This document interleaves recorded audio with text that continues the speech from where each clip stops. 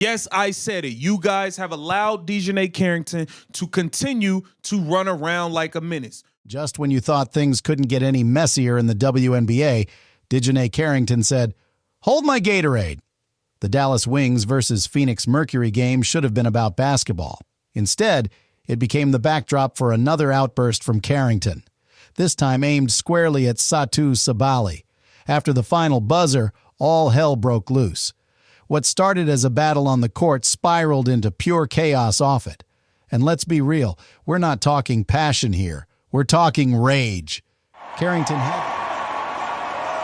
The final score of that game, Mercury 93, the Wings 80. Carrington had to be physically restrained after allegedly charging at Sabally post-game. Why? Rumors say Sabally mocked her with a drinking gesture, reigniting an old beef that never really died. But the truth is, Carrington didn't snap just because of a taunt. This thing goes way deeper. She's still fuming from getting humiliated by Sabally in that infamous one-on-one tournament, where Satou didn't just win, she cooked her. And ever since, Carrington's been itching for revenge on and off the hardwood. Before we go further, don't forget to like, share, and subscribe to our channel. We've got all the heat, rumors, and receipts. If you want the unfiltered WNBA drama straight in your feed, this is where you need to be. The spark that lit the fire. Make some noise for our final matchup of the second round. We have a three.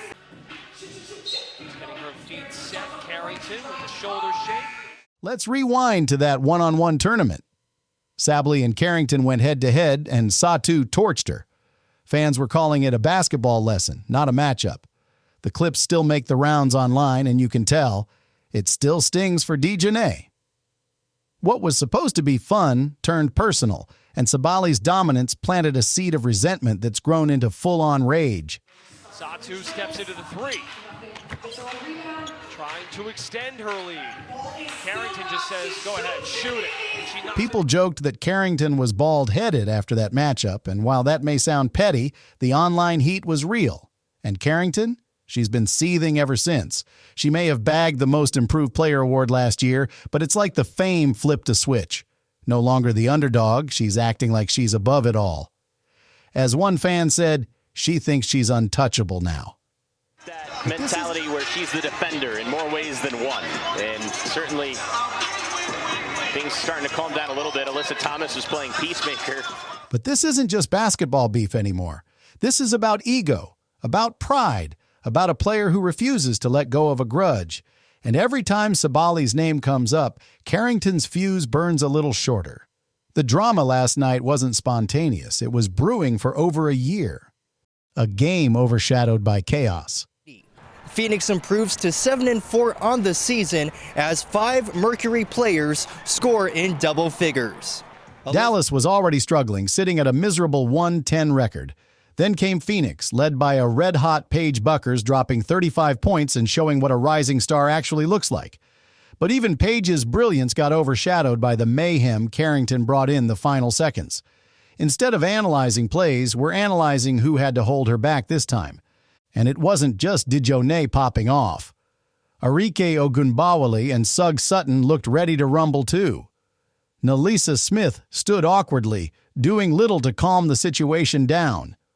Honestly, it was a bad look for the Wings, more WWE than WNBA. Meanwhile, Sabally stood her ground, calm but defiant, the perfect villain or hero, depending on which side you're on. There's some serious drama going down here after this ball game ended. Well, I'm surprised security is not out there a little bit more. No kidding. Between the players, they're letting them talk. Carrington stormed into Phoenix's post-game huddle like she owned the arena. What was that? This wasn't a heat-of-the-moment stare-down. This was calculated chaos. One commenter nailed it. She won't pick a fight with Jonquel Jones or Brittany Griner, but Sabally, easy target. You've got to wonder if DiJonai is trying to make a name with her fists instead of her stats. The drinking gesture heard around the league. Now let's talk about that gesture. According to multiple reports, Sabally mimicked someone drinking. allegedly aimed at Carrington, referencing an Instagram Live where DJ and Nalissa Smith were poolside before a game. Was it shady? Maybe. Was it smart? Debatable. But was it enough to justify an on-court meltdown? Absolutely not.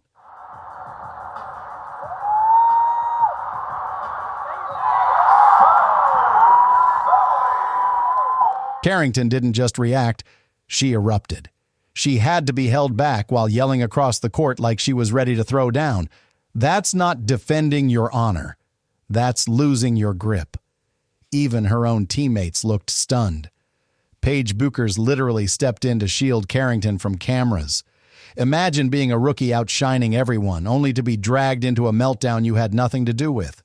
Social media lit up with fans demanding consequences. Suspend her for multiple games, one said. Another added, Carrington needs anger management. It's hard to argue. This isn't an isolated moment. This is a pattern, and it's only getting uglier. The Engelbert problem. Here's where it gets serious. Where's Cathy Engelbert in all of this? The WNBA's No Space for Hate campaign seems to vanish every time Carrington steps on court with a chip on her shoulder.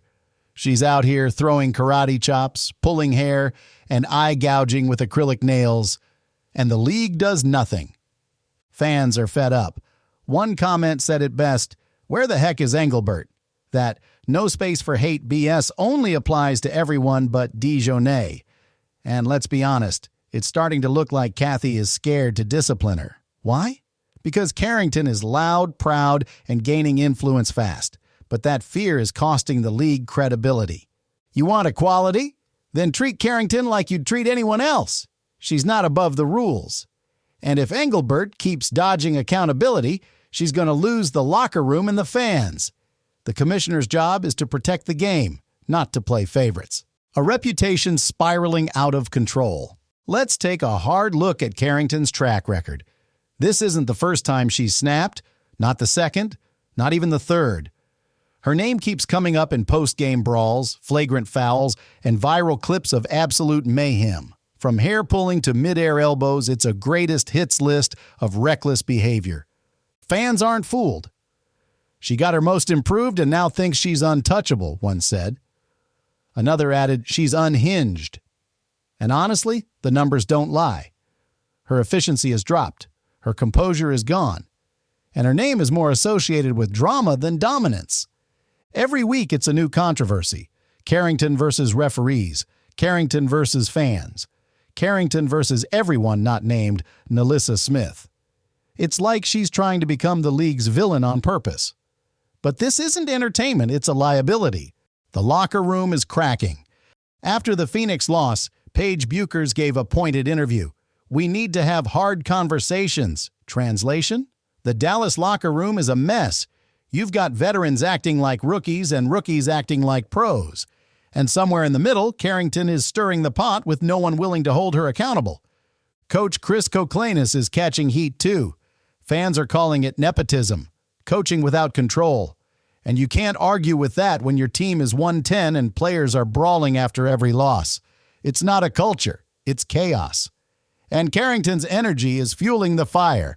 Nalissa Smith, who's supposed to be a stabilizing force, just stood by last night while Carrington lost it. No leadership, no intervention, just silence. If your teammates are afraid to check you, you've already lost the battle. Picking her battles. Carrington has no problem stepping to Sabally.